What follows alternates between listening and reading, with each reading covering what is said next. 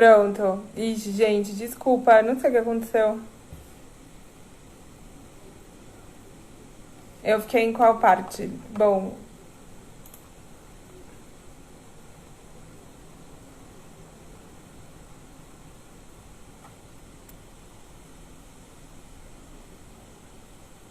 deixa eu ver. O Rafa quer entrar de novo? Eu acho que o Rafa não entrou também. Bom, e aí, é, depois a gente vai abrir para perguntas se vocês tiverem mais alguma coisa. É, tá, prazos de revisão das provas. Pois é, isso, assim, no geral, a revisão das provas é algo no detalhe. Por quê? Por exemplo, se você está num projeto que tem, não sei, 400 páginas, e aí um capítulo que quer ser mudado, enfim, que aí volta para o autor quer mudar uma parte consistente, mudar a figura e tal. Isso atrasa muito o livro. Por quê? Porque ele vai implicar numa mudança de paginação, e paginação é assim, super no detalhe. Então, assim, separação de sílaba, corre página, isso atrapalha, enfim, muda todo o livro. Uma questão também, mudando a ordem do capítulo. A hora da prova não é a hora de mudar a ordem do capítulo. Isso é coisa para ser antes da produção. Então é muito importante que o livro, quando o livro vai, ele tem que ter sido revisado pelos editores e tem que estar assim, quase no jeito. Uma coisinha ou outra, às vezes, saiu minha afiliação saiu errada, esse título tem uma palavra que talvez seja melhor trocar e tal, mas de maneira consistente, só as mudanças têm que ser feitas no período de pré-produção. A prova é uma olhada geral, assim, a gente não fala. Então, normalmente, as provas que a gente manda em PDF, acho que ficam 10 dias, se eu não me engano. Então é muito. Então é só assim, a gente fica mesmo no detalhe, olha as referências, olha enfim, filiação, o título do capítulo, o nome do autor. Muitas vezes acontece dos autores não olharem o próprio nome e aí o nome saiu errado, porque tem muitos autores também que têm nomes muito diferentes pra gente e tal, então não dá pra gente também ficar como eu, como editora, ficar se apegando nos detalhes. Para vocês terem uma ideia, cada editor cuida num número total de projetos, a gente cuida de 65, 70. Então, chega uma hora que a gente está olhando, mas a gente está ajudando o autor com ele. Mas essa responsabilidade de cuidar de cada capítulo é do autor. E do autor, e daí, eventualmente, do editor, se o livro for editado e tal. E aí, bom, depois a gente, com tudo certo, o livro. E aí é interessante também porque assim, o processo de publicação do livro impresso é o mesmo processo de publicação do livro digital. Então, a mesma prova, o livro digital vai ser colorido e vai direto para o Science Direct.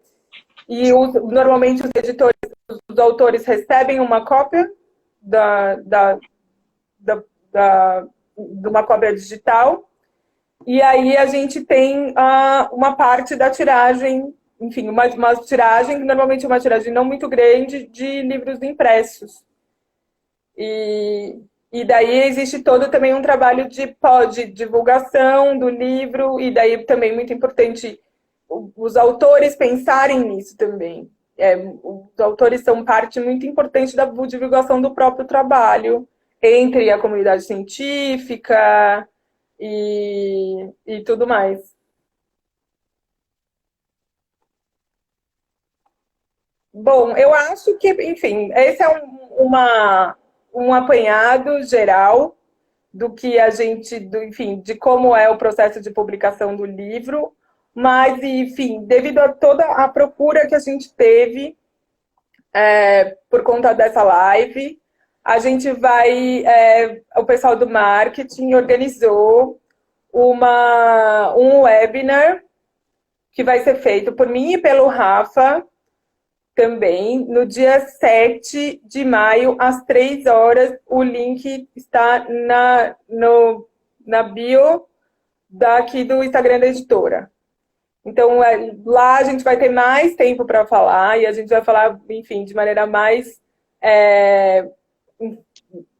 específica enfim, de cada processo e de cada etapa da publicação do livro. Tem perguntas aqui deixa eu ver se eu consigo ver. Aqui, ó, esses livros não vão ser vendidos em livrarias físicas, muito importante, não. Também já aconteceu de autor perguntar, mas a gente não vai lançar na Livraria Cultura? Não vai lançar na Livraria Cultura. Os livros são, os livros da Elsevier Global eles são impressos num outro tipo de impressão, que é print on demand. Então, os livros são impressos conforme eles são comprados e conforme eles são pedidos. Existem parques gráficos que, conforme você pede, esses livros são impressos. Essa tecnologia, enfim, esse tipo de impressão ainda não é tão popularizado aqui, apesar que hoje eu recebi um e-mail que está começando. Então, normalmente, esse livro não vai ser encontrado em livraria. Eu tenho até um exemplo de um livro aqui.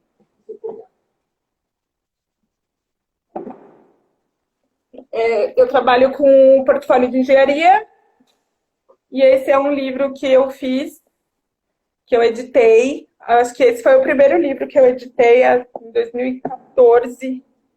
Então, ele é um pouquinho diferente da impressão offset e tal, mas o papel é ótimo. Uma coisa importante também, os nossos livros não são capa dura, os nossos livros são brochura, mas que, enfim, não devem nada para os livros de capa dura. Tem uma coisa que, enfim, a capa dura incute um custo bastante alto no livro. Então, é por isso que a maioria das editoras científicas não publicam em capa dura. E também por conta do tamanho do livro. Esse livro aqui tem 700 páginas. Então, fica muito grande e tal.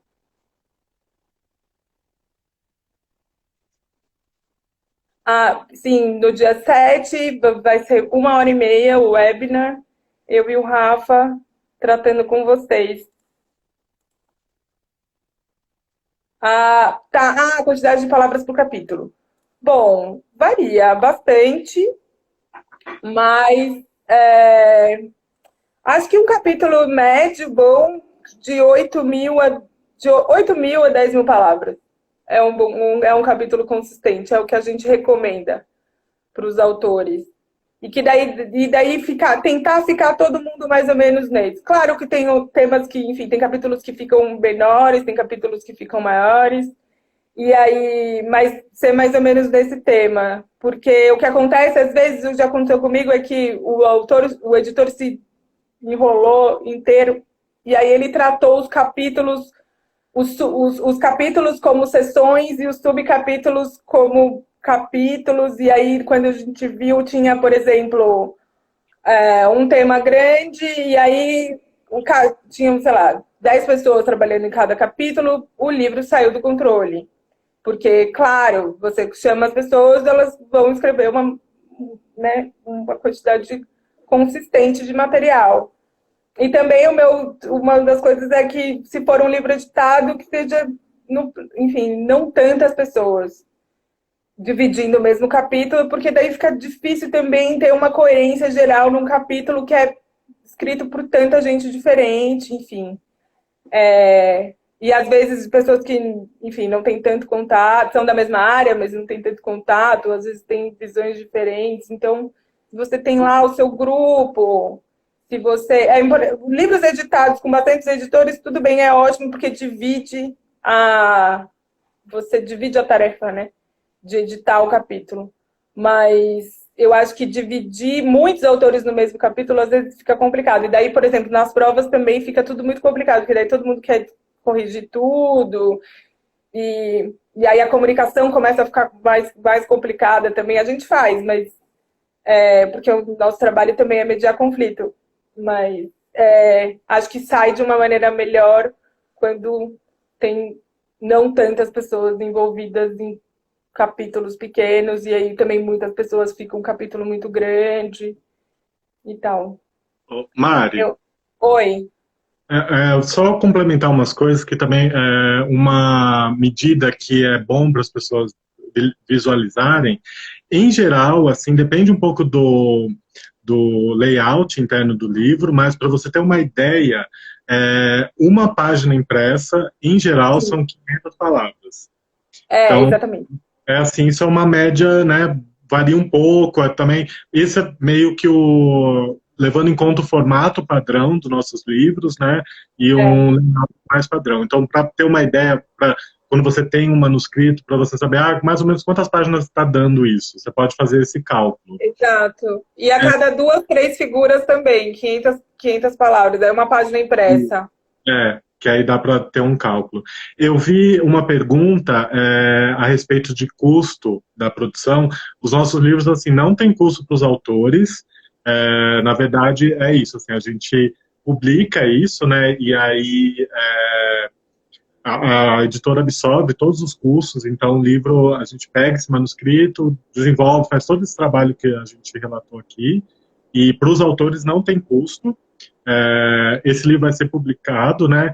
E assim como a prática do mercado, uma parte do valor da venda do livro é revertido para os autores e editores, né? Isso cada projeto é um tipo de remuneração, mas eles recebem de acordo com a venda dos livros, né? Então esse é um negócio importante. E Os outro, downloads também, não? oi? Os downloads também? Sim, Tem uma. porque hoje a gente fala venda para simplificar, mas assim, hoje ainda mais, por exemplo, em plataformas científicas, assim, você é muito mais a quantidade de acessos que aquele conteúdo tem. Então, tudo Exato. isso é feito o cálculo por livro, né? Então, o livro que teve mais vendas, tanto física quanto eletrônicas e acessos, né, em plataformas. Voltou. Então, Eu acho que, isso é na muito. verdade, eu tô achando que é o Instagram, não? Eu acho que sim, porque começou desde isso de ele só estar deixando uma câmera funcionar, né? Sim, porque voltou, agora voltou. Rafa, pode continuar falando. Qual foi a parte que parou? É, bom, eu vou falar geral. Então, custos, não tem custo para os autores.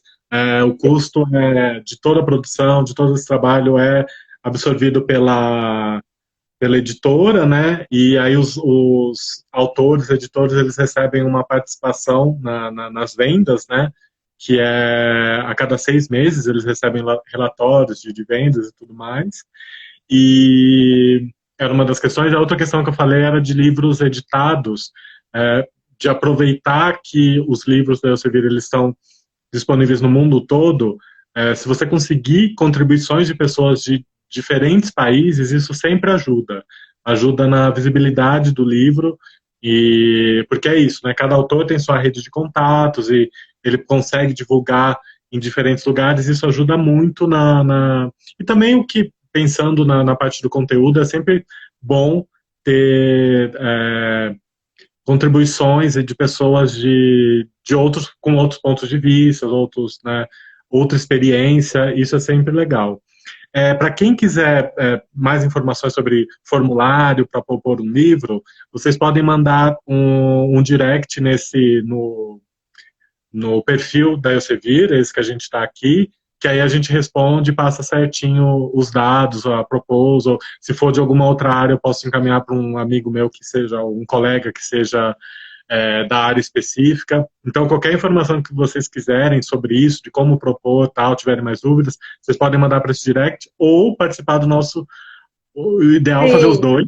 Participar do webinar também na quarta, dia 7, às 3, que vai ter o link é, aqui e exato. podem ter mais informações e a gente pode detalhar mais e eu acho que assim a gente teve esses problemas técnicos no Instagram, lá vai ser Zoom, vai ser outro jeito, a gente vai Sim, sim. conseguir desenvolver melhor sem interrupções. Pois é, eu acho que teve um problema aí com o pessoal enfim, com o pessoal não, com o aplicativo, mas a gente precisa encerrar. Muito obrigada pelos elogios, pelas perguntas e pela participação. Desculpa, enfim, por esses problemas técnicos. E estão todos convidados para fazer parte do nosso webinar dia 7.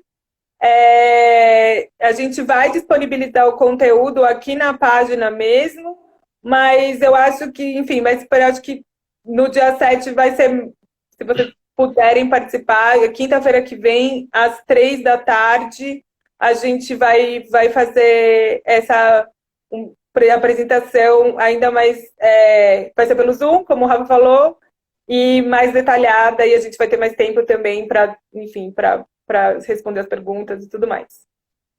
Tá bom, gente? Rafa, tá aí? Tô. Aê. Obrigada. Obrigada, Rafa. Rafa, meu parceiro querido. E a gente se vê então dia 7.